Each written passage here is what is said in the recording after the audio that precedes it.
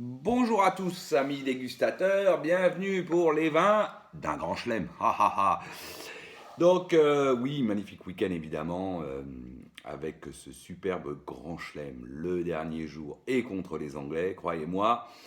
On a fêté ça et avant de le fêter, on s'est mis en condition depuis le début du week-end avec quelques jolis vins pour se préparer à cet événement magnifique. À commencer par ça, une côte rôtie de l'ami Rostin, c'est en podium et c'est le millésime 2012. Alors, quoi dire si ce n'est que, elle est arrivée à maturité, voilà, 10 ans. C'est à mon avis ce qu'il faut pour en podium. En tout cas, ce millésime 2012 est absolument superbe. Très beau nez, de cassis avec un petit côté acidulé. Ensuite, des belles notes de poivre, très typiques du poivre de la Syrah. Voilà. On est vraiment là-dessus. Une petite pointe de cassis, de bacon grillé sur un fond très léger, noyau, allez, on va dire un peu mocha, mais voilà. Tout ce qu'il y a de plus classique, c'est surtout très élégant, très classe, très expressif. Ensuite, une belle bouche, alors sapide, avec beaucoup de goût, qui attaque tout de suite large, ample, puis il y a de la fraîcheur, superbement enrobée, de tanins soyeux, fins, précis. Tout ça reste très délicat. C'est la bouche, elle est, on va dire, corpulente, limite charnue corpulente. Pas une côte rôtie qui envoie avec plein de matière, des grosses épaules. Non, par contre, elle est bien ample, bien ronde, bien. Voilà, moi j'aime bien ce côté un peu festif qu'on retrouve dans la côte rôtie, souvent un peu plus que dans l'Ermitage, qui est un vin plus droit, plus profond, je trouve. Ici, on est vraiment dans cette expression-là, mais avec un vin très léger, très délicat, très beau tanin, donc avec ce côté un peu très soyeux et d'une grande délicatesse. Et donc ça pitch, je disais, beaucoup de goût. On est à nouveau sur le cassis avec une petite pointe acidulée. Il y a de la fraîcheur, mais superbement enrobée, comme je l'ai dit. Ensuite, on a ces belles notes de poivre, la petite pointe de violette. D'ailleurs, j'ai oublié de la dire, on l'avait au nez aussi, la petite pointe de violette, la rafraîchissante. Et ce fond un peu bacon grillé, très léger, fumé, bacon grillé, un petit peu mocha, mais un peu plus bacon grillé, fumé en bouche. Mais tout ça est très léger, c'est le fruit, le poivre et la violette qui sont devant. Belle finale fraîche, en gros, et surtout longue persistance pour ce 2012, tout en élégance, en délicatesse. Voilà, moi j'aime beaucoup, ça m'a vraiment fait penser à un Pinot, voilà, un Bourguignon, sauf que c'est une Syrah. Voilà, qu'on va retrouver l'aromatique d'une Syrah dans un très belle structure presque pinotante. Voilà, moi j'ai beaucoup aimé évidemment, vous imaginez bien. De toute façon, j'adore les vins de Rostin en général. Alors évidemment, les amateurs de côte rôtie qui envoient là, le gros truc, non, c'est pas ce qu'il vous faut. Rostin, c'est pas ce qu'il vous faut. Voilà, c'est pas la peine. Allez voir Gangloff, d'autres qui font d'excellents vins par ailleurs, que j'aime beaucoup aussi. Mais voilà, c'est un style Rostin un peu à part, je trouve, et que moi j'apprécie particulièrement. Ensuite, donc, continue la mise en condition. On a ouvert ça, un vin de l'ami Pascal, un Nuit Saint-Georges, donc du domaine Chicoteau. Et c'est les Charmottes, et c'est le millésime 2017. Alors, ouvert vendredi soir, bonne idée qui m'a pris pour être bu un samedi midi.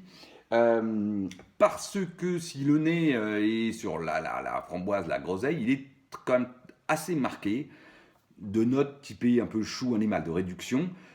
Pas non plus envahissantes, pas gênantes, mais elles sont bien là, elles sont assez marquées.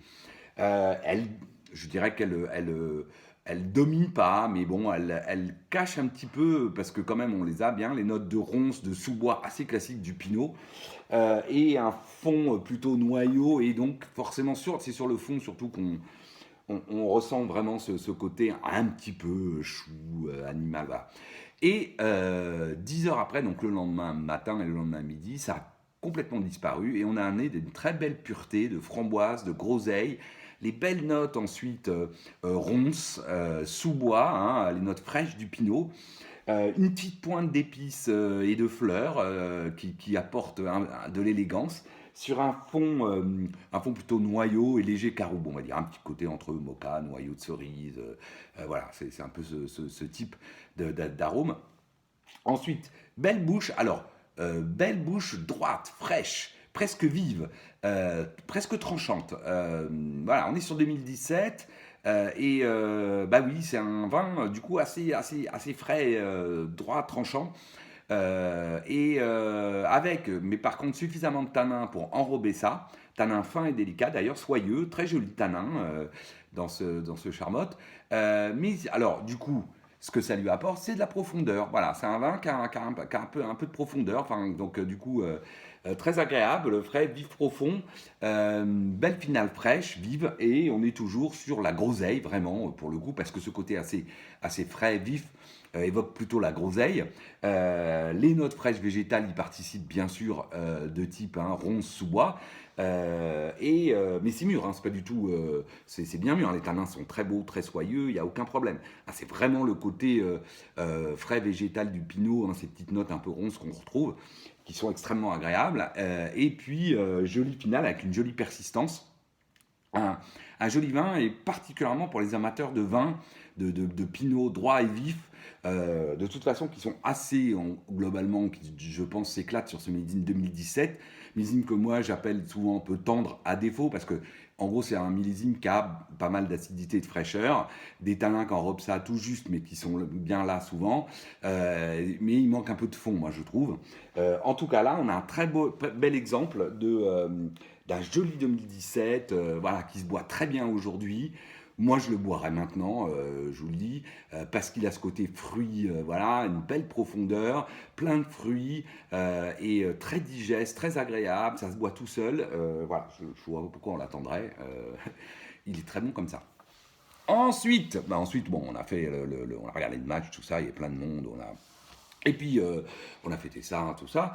Et du coup, aujourd'hui, ce midi, on a fêté pour le coup ce grand chelem avec un vin de poulet, parce qu'on a mangé du poulet, et donc un vin de grand chelem. Et ça marche très très bien. Appellation poulet, appellation volaille contrôlée pour ce Gevrey-Chambertin aux Ételois. 2012 des amis, des frères Nicolas et David Rossignol-Trappet. Alors, autant vous dire que là, je me suis éclaté. Aux Ételois, moi, c'est une cuvée que j'adore.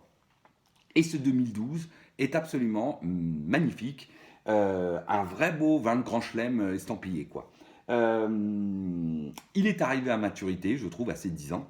Alors, 2012 en Bourgogne, à l'époque, je disais souvent, pour moi, 2012, c'est un petit 2010. Je continue à le penser. Un millésime, enfin, un petit 2010. Oui, c'est un millésime classique, avec de la fraîcheur, mais quand même assez de maturité. Avec du fond, c'est vraiment, pour moi, l'archétype du millésime classique, dans lequel on trouve un peu tout. Dans lequel on trouve, je dirais, surtout très équilibré. Voilà, pour moi, c'est vraiment un millésime d'équilibre. Et on retrouve complètement ça dans ces ételois, avec un très beau nez, framboise groseille. Ensuite, les belles notes d'épices typées clou de girofle que j'adore, très classe. Ensuite, la petite pointe fleurie pivoine, fleurs séchées, voilà, qu'apporte une très grande élégance sur un fond léger, à nouveau noyau, caroube, alors léger, un petit peu mocha, c'est voilà, plutôt, absolument classe, voilà, très beau nez. Ensuite, une bouche. Alors, Ételois, voilà, je rappelle, c'est un village.